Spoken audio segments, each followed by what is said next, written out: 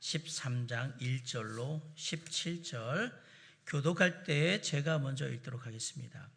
6월절 전에 예수께서 자기가 세상을 떠나 아버지께로 돌아가실 때가 이른 줄 아시고 세상에 있는 자기 사람들을 사랑하시되 끝까지 사랑하시니라.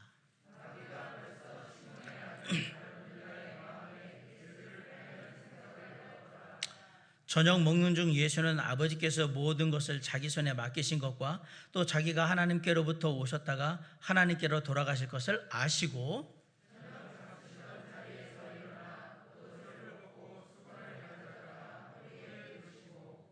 이에 대야에 물을 떠서 제자들의 발을 씻으시고 그 두르신 수건으로 닦기를 시작하여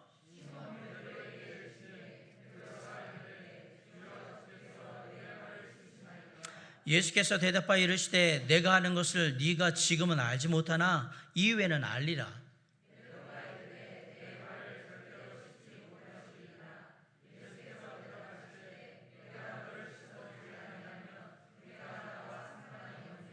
시몬 베드로가 이르되 주여 내 발뿐 아니라 손과 머리도 씻어 주옵소서.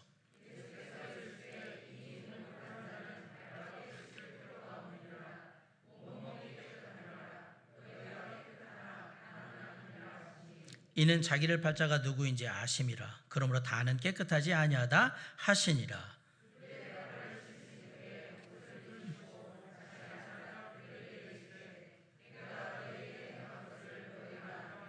너희가 나를 선생이라 또는 주라 하니 너희 말이 옳도다. 내가 그러하다.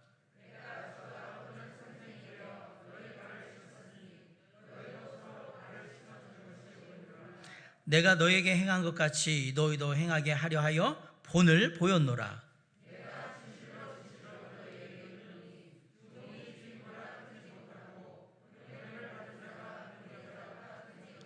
17절 다 같이 읽습니다. 너희가 이것을 알고 행하면 복이 있으리라. 아멘. 사랑과 은혜가 풍성하신 아버지 하나님,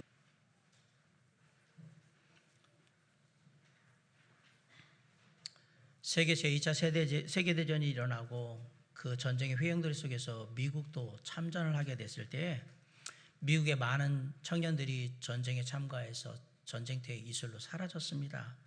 병력도 부족하고 졸지에 일어난 전쟁이라서 각 지방에 있는 젊은 청년들을 소집하는 것도 쉽지는 않았고 그래도 다 영장을 보내서 소집을 한 다음에 큰 도시에 집결시킨 다음에 훈련소로 이동을 했는데 대부분 기차를 타고 훈련소로 이동을 했다라고 합니다.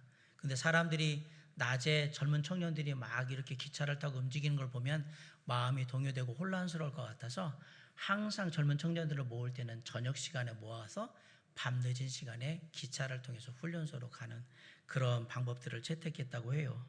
워싱턴 지역에도 예외는 아니어서 워싱턴 지역에 대표하는 그 유니온 역에는 매일 밤마다 젊은 청년들이 수백 명씩 모여들기 시작했고요.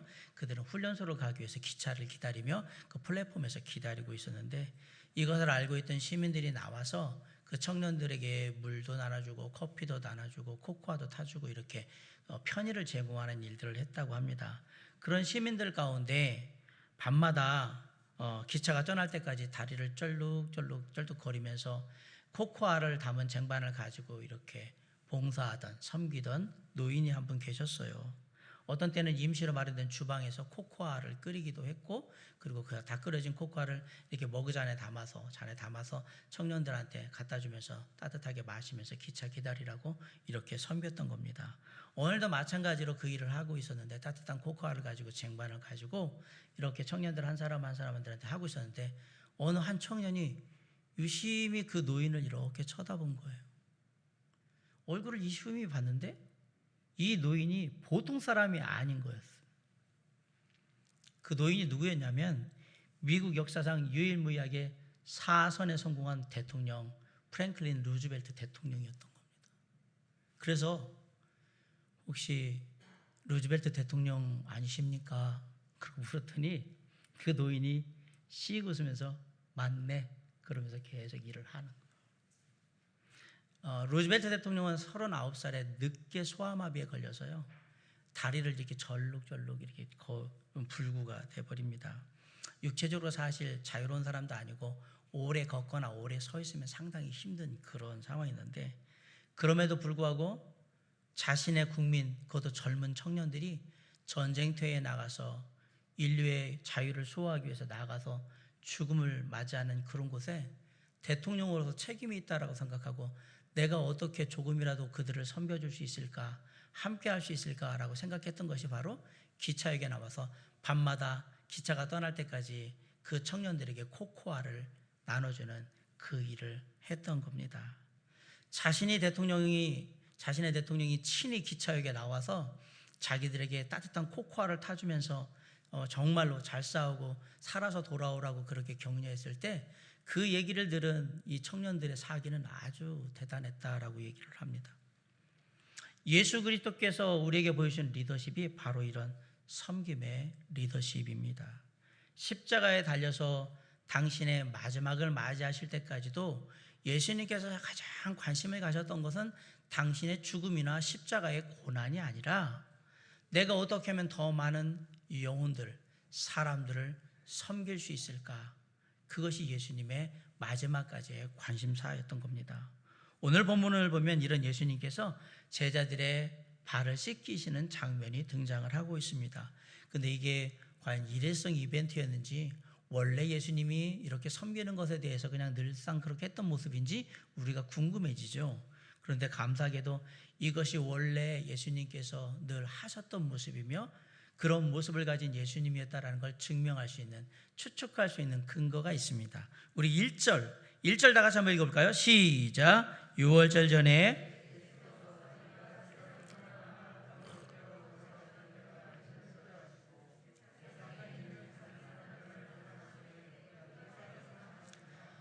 예수님께서 제자들을 사랑하시되 끝까지 사랑하셨다. 예수님께서는 끝까지 사랑하는 모습으로 처음부터 일관되게 끝까지 제자들을 섬기고 사람들을 섬기는 분이셨던 겁니다. 원래 예수님이 이 땅에 오신 목적이 가장 중요한 목적은 잃어버린 영혼을 찾아서 구원하시기 위해서 이 땅에 오셨습니다. 마가복음 10장 45절에 보면 인자가 온 것은 섬김을 받으려 함이 아니라 도리어 섬기려 하고 자기 목숨을 많은 사람의 대속물로 주려 함이니라 라고 분명히 말씀하고 있습니다. 그런데 제가 조금 아까 소개드렸던 마가복음 10장 45절을 자세히 살펴보면 예수님이 이 땅에 오신 목적이 또 다른 목적이 있다라는 사실을 우리가 알게 돼요. 바로 섬김을 위해서 이 땅에 오셨다라는 사실이에요. 자, 인자가 온 것은 섬김을 받으려 함이 아니라 도리어 섬기려 하고, 인자가 온 것은 뭘 하려 왔다? 섬기려고 왔다. 그러면 영혼을 구원하는 것과 섬기는 것은 별개의 일이구나, 이런 생각이 드네요. 아닙니다. 마가복음 10장 45절은 영혼을 구원하는 것과 섬기는 것은 결국 하나라는 사실을 얘기해주고 있는 겁니다. 우리가 누군가를 섬긴다고 말할 때 그 말은 내가 최선을 다해서 그 사람에게 가장 좋은 것 혹은 가장 유익한 것을 내가 줄 수 있도록 노력하겠다, 그 얘기예요. 섬긴다라는 말은 바로 그 의미입니다. 예수님께서 우리 사람들을 섬긴다라고 했을 때 최선을 다해서 예수님께서 우리에게 주고자 하시는 가장 좋은 것, 가장 유익한 것이 과연 무엇일까요? 그게 바로 저와 여러분의 구원입니다. 그렇죠? 맞아요. 예수님은 이 사실을 너무나도 잘 알고 계셨어요. 그래서 어떻게 하셨느냐? 빌립보서 2장 6절로 8절에 보면 이렇게 하셨어요. 그는 근본 하나님의 본체시나 하나님과 동등됨을 취할 것으로 여기지 아니하시고 오히려 자기를 비워 종의 형체를 가지사 사람들과 같이 되셨고 사람의 모양으로 나타나사 자기를 낮추시고 죽기까지 복종하셨으니 곧 십자가에 죽으심이라. 우리를 최선을 다한 섬김으로 섬겨서 구원하시기 위해 당신을 낮춰 하늘의 보좌를 버리고 인간의 모습으로 이 땅에 오셔서 당신의 모습을 이 사람들을 위한 대속의 제물로 삼아서 십자가에 달려 죽으셨습니다. 자, 그래서 우리를 구원하신 거예요. 이 이야기를 잘 생각하면서 마가복음 10장 45절을 다시 한번 묵상해 보세요. 인자가 온 것은 섬김을 받으려 함이 아니라 도리어 섬기려 하고 자기 목숨을 많은 사람의 대속물로 주려 함이니라. 예수님께서 이 땅에 오신 목적이 뭐냐? 바로 섬기기 위해서 오셨다라는 사실입니다. 그 섬김의 가장 최고의 모습, 가장 아름다운 모습이 바로 당신의 목숨을 많은 사람들의 구원을 위한 대속 제물로 주심으로 말미암아서, 그래서 그 결과로 저와 여러분이 구원받은 사실, 그것이 가장 아름다운 섬김의 결과였던 거예요. 그러나 섬김은 예수님처럼 이렇게 목숨을 다하는 일만 대단한 것으로 생각하지 않아요. 작은 일로도 얼마든지 섬김이 가능하다는 것을 예수님은 제자들에게 가르치실 필요가 있었던 거예요. 그래서 예수님께서 이제 수건과 대야를 들고 제자들의 발을 씻기고 계신 겁니다. 예수님께서는 지극히 작은 자에게 행한 작은 섬김이 또한 목숨을 다하는 섬김만큼 중요하고 소중하다는 사실을 우리에게 알려주고 있는 겁니다.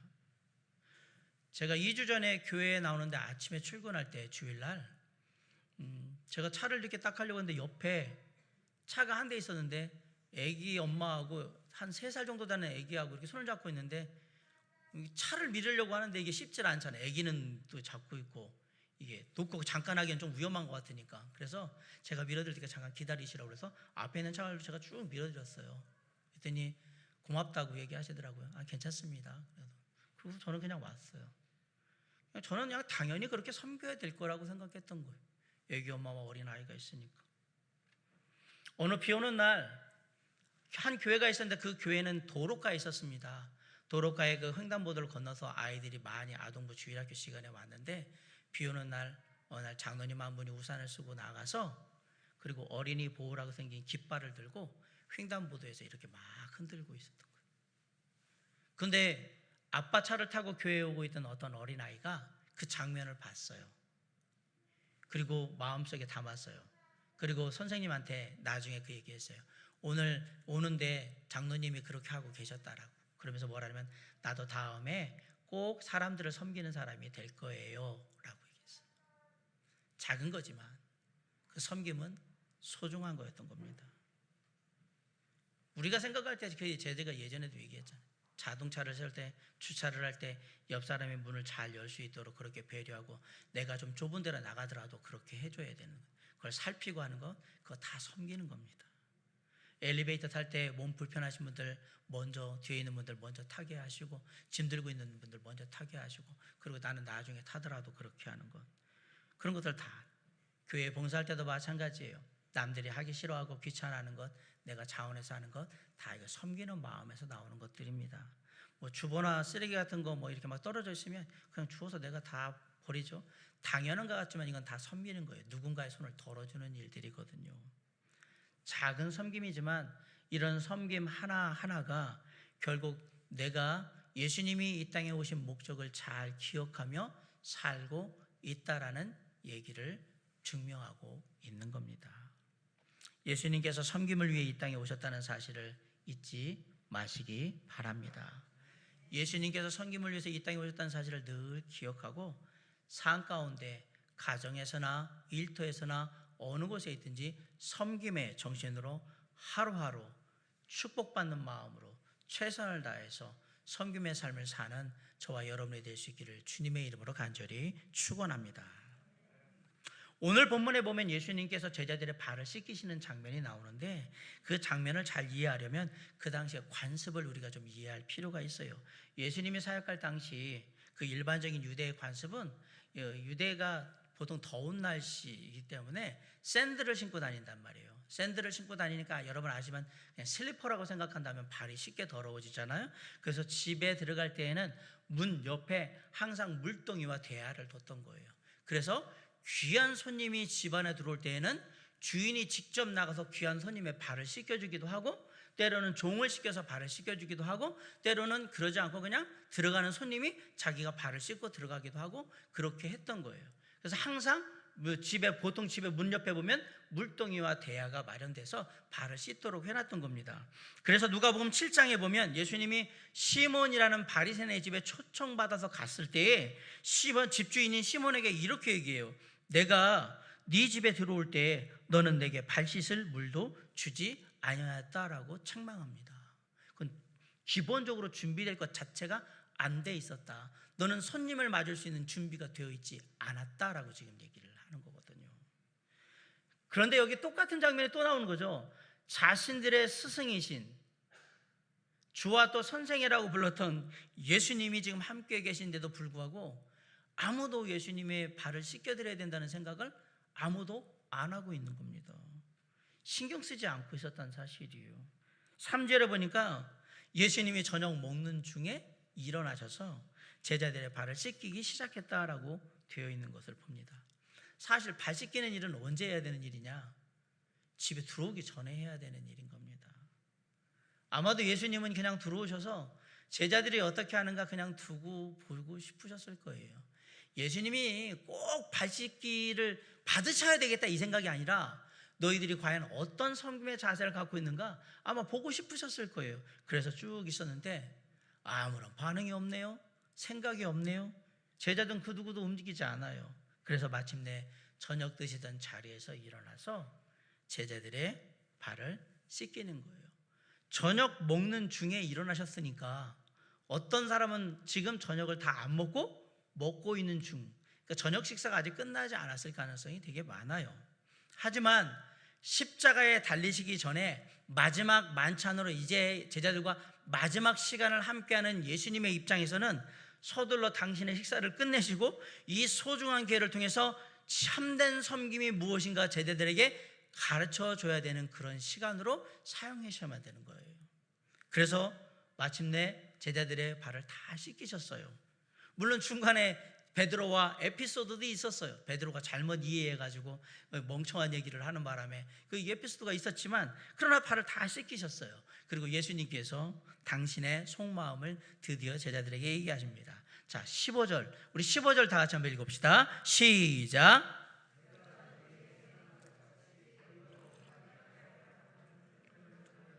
네, 내가 너희에게 행한 것 같이 너희도 행하게 하려 하여 본을 보였노라.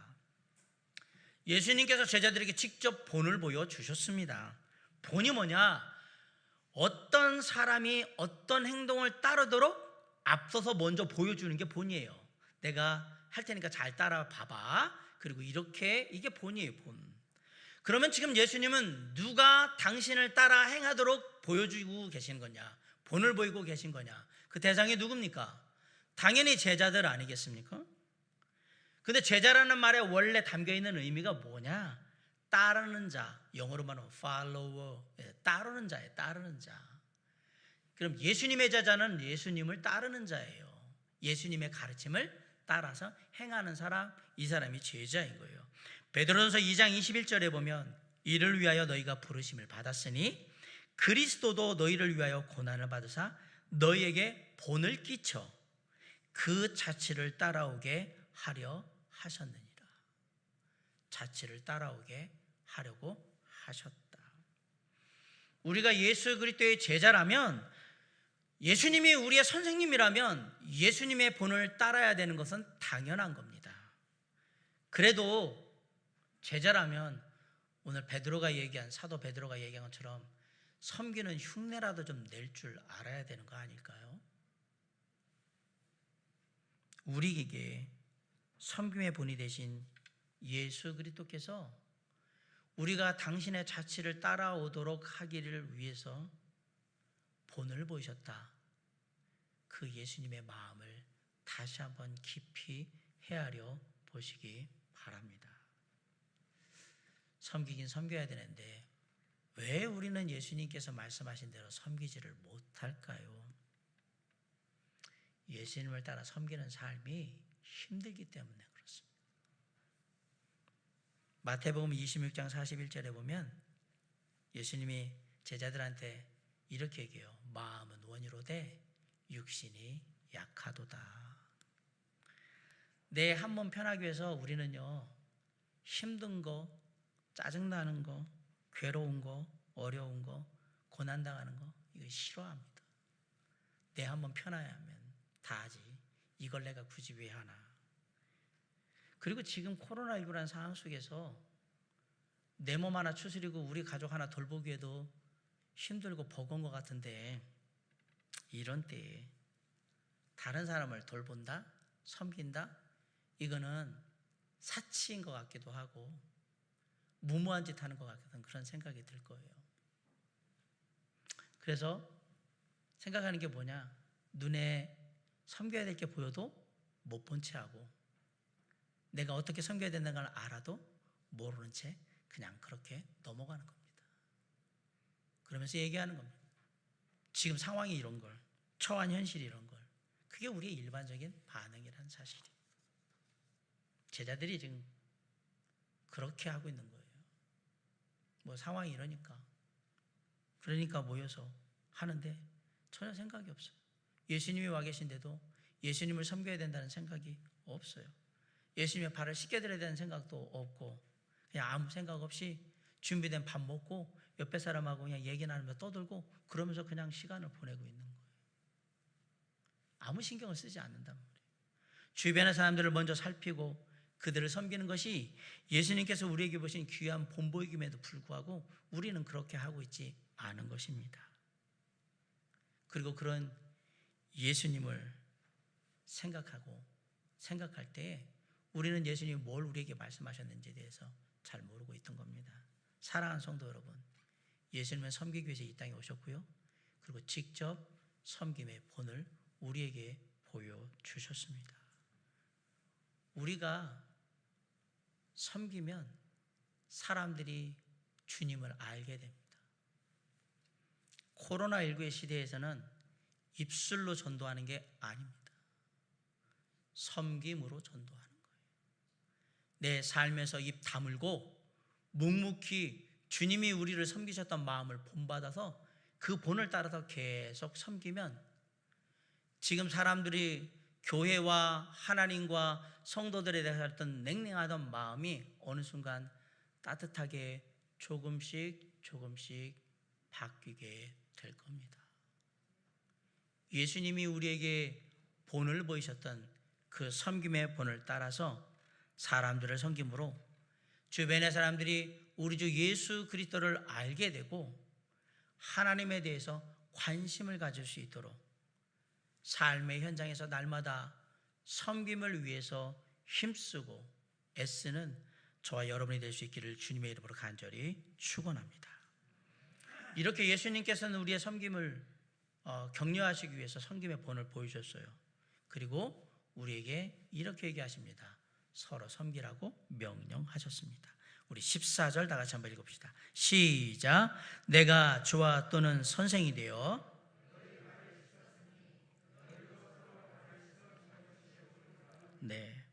내가 주와 또는 선생이 되어 너희 발을 씻었으니 너희도 서로 발을 씻어주는 것이 옳으니라. 14절에 나오는 옳다, 옳으니라 라는 말은요, 영어로 말하면 should는 반드시 뭐뭐해야 한다, 뭐뭐하는 것이 당연하다, 이런 뜻을 가지고 있어요. 이 말은 섬김은 선택사항이 아니라 명령이라는 말이에요. 의무, 명령이라는 얘기예요. 그냥 해도 좋고 안 해도 좋은 그런 일이 아니라 반드시 해야 되는 일, 하지 않으면 안 되는 일이 바로 섬김이라는 사실이에요. 13절로 14절에서 예수님이 제자들에게 얘기해요. 너희들이 나를 주와 또는 선생이라고 그렇게 말했는데 그게 맞아. 내가 너희들의 주와 선생이 돼. 그러면 그렇게 내가 주와 선생이 된다고 고백했던 사람들, 제자들은 주와 선생 되신 예수님의 가르침을 따라서 서로 발을 씻기는 것이 마땅하다, 반드시 발을 씻겨야 한다라고 지금 얘기를 하는 거예요. 그렇다면 이제 우리에게는 선택만이 남은 거예요. 주와 선생 되시는 예수님의 명령을 따라서 순종할 것이냐, 아니면 모른 채 하고 그냥 불순종해 버릴 거냐, 그 선택만 우리에게 남아있는 거예요.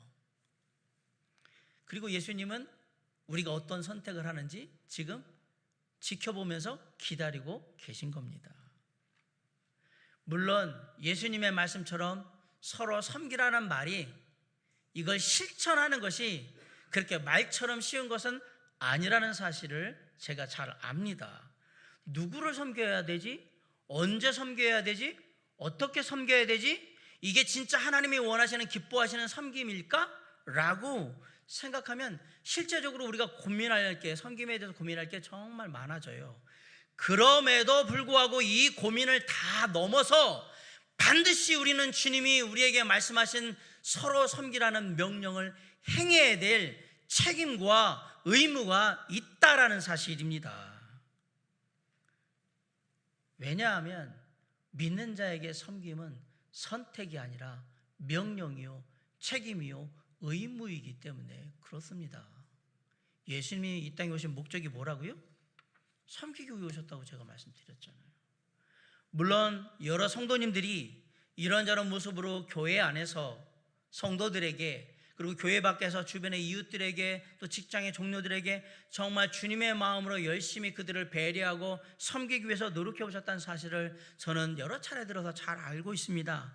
그리고 어떤 때는 내가 정말 열심히 섬기고 있는데 내가 섬기고 있다는 사실조차도 모르고 있는 것 같아서, 상대방이 모르는 것 같아서, 잘 모르는 것 같아서 좀 섭섭한 마음도 있을 수도 있어요. 내가 나름대로 최선을 다해서 섬기고 있는데 이게 섬김을 받는 사람들이 그것에 감사하기는커녕 계속 그냥 불평이나 하고 불만의 목소리만 높이고 있을 때 정말 함께하기 힘들다, 그게 어렵다라는 생각을 들고 있는데도, 그럼에도 불구하고 지금까지 잘 견디셨고 참으셨고, 그리고 더 섬기려고 애쓰셨고 노력하셨다는 사실도 알고 있습니다. 정말 잘하셨습니다. 그것이 그리스도인의 모습입니다. 그럼에도 불구하고 누군가가 당신은 주님이 원하시는 만큼, 주님이 기뻐하시는 만큼 그렇게 섬김의 삶을 살고 계십니까? 라고 저에게 묻는다면 솔직히 마음속에 걱정이 더 앞섭니다. 그러면 갖게 되는 마음이 뭐예요? 더 많이 섬겨야 되겠구나. 누군가 물어볼 때 부족하지만 열심히 최선을 다해서 섬기고 있습니다라고 얘기하려면 더 많이 섬겨야 되겠구나라는 생각을 갖게 되는 거예요. 교회 안에서는 집사님으로서, 부서 회장님으로서, 팀장님, 목자, 교사로서 비록 직분을 받고 있지는 않지만 내게 맡겨진 역할 가운데 이런저런 모습으로 섬길 기회가 있거든 많이 섬기시기 바랍니다. 그리고 교회 바깥으로 나가잖아요. 정말 좋은 믿을 만한 친구가 되어 주시고요, 늘 함께 하고 싶은, 그런 함께 일하고 싶은 동료가 되어 주시고요, 그리고 늘 위로와 격려로 함께하는 따뜻한 이웃이 되어 주심으로 섬겨 주시기 바랍니다. 많이 섬기는 자에게 많은 축복이 내려지게 될 것입니다.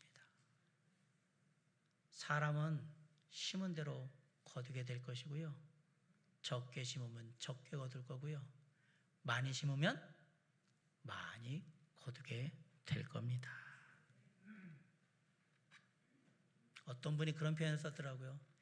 인생의 축복의 지뢰밭을 깔으라고. 무슨 말인지 이해가 가세요? 인생의 축복의 지뢰밭을 깔으라고요. 여기저기 갈 때마다 하나님이 축복하신 게 뻥뻥 터지도록 하려면 뭐를 해야 되냐? 깔아야 될 거 아닙니까? 축복받을 수 있는 데를 많이 깔아야죠. 심으란 말이에요. 예수님이 말씀하시는 많이 축복받는 섬김의 원칙은 의외로 간단해요. 우리 16절로 17절을 다 같이 한번 읽어봅시다. 자, 시작. 내가 진실로 진실로 너에게 이르노니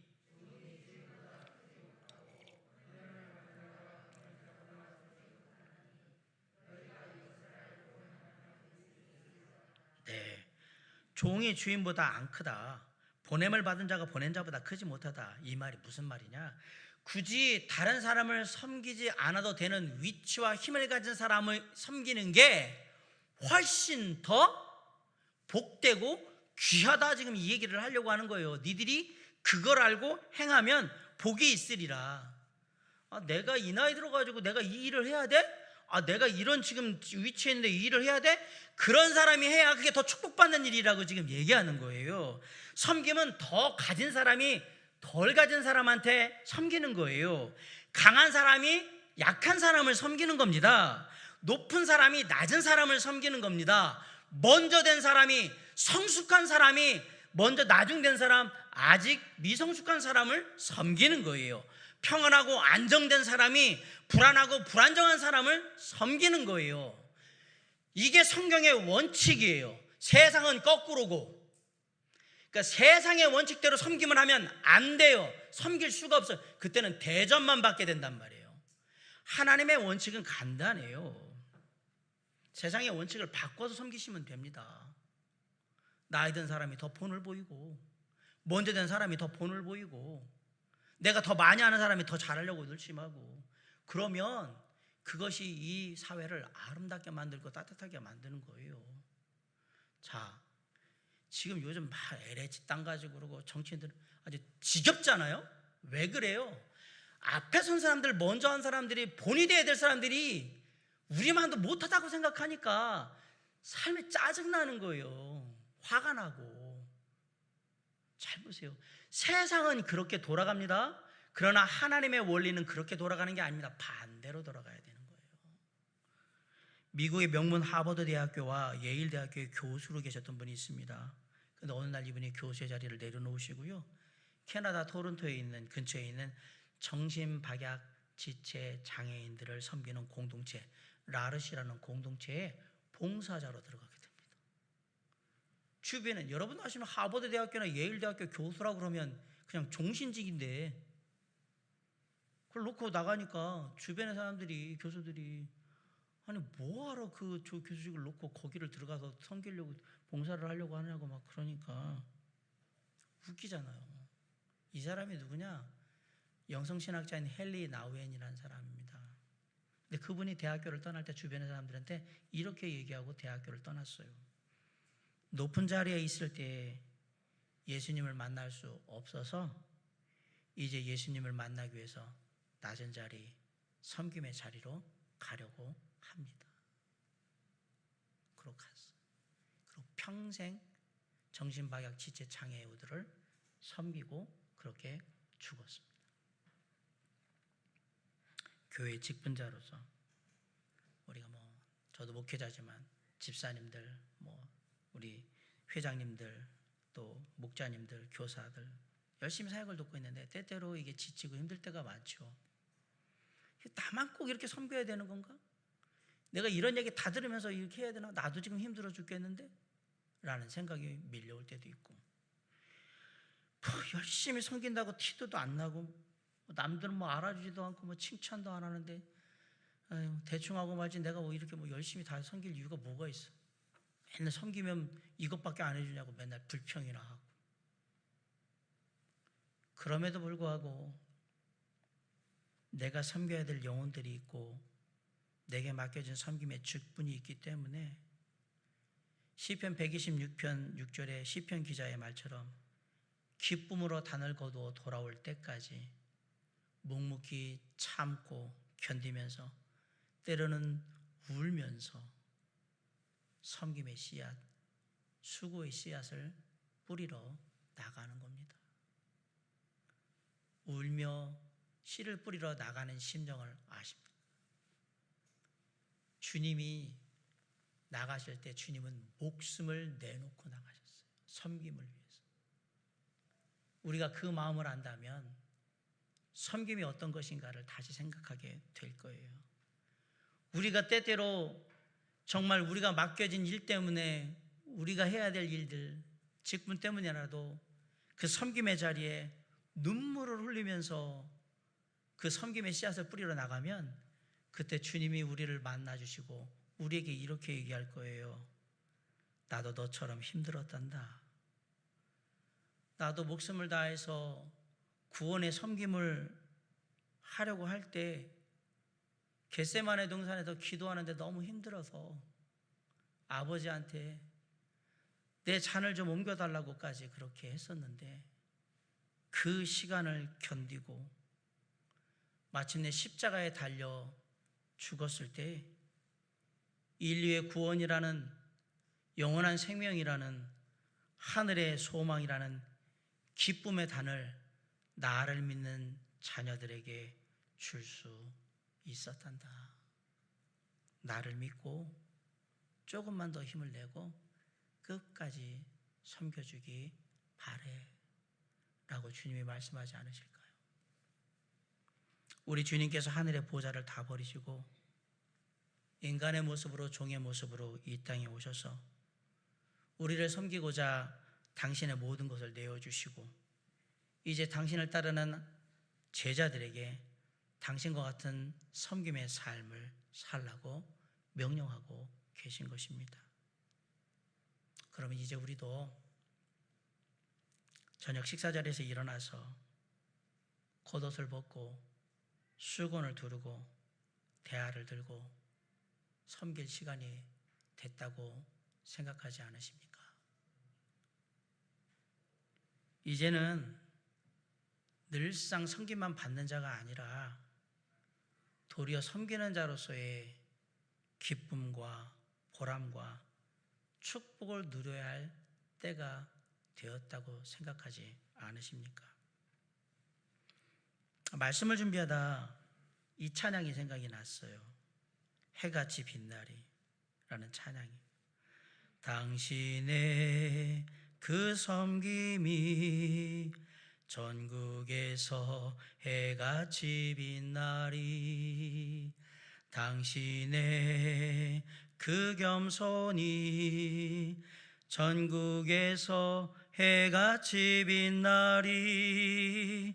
당신의 그 믿음이 전국에서 해같이 빛나리. 당신의 그 충성이 전국에서 해같이 빛나리. 주님이 기억하시면 족하리. 예수님 사랑으로 가득한 모습, 전사도 흠모하는 아름다운 그 모습, 전국에서 해같이 빛나리.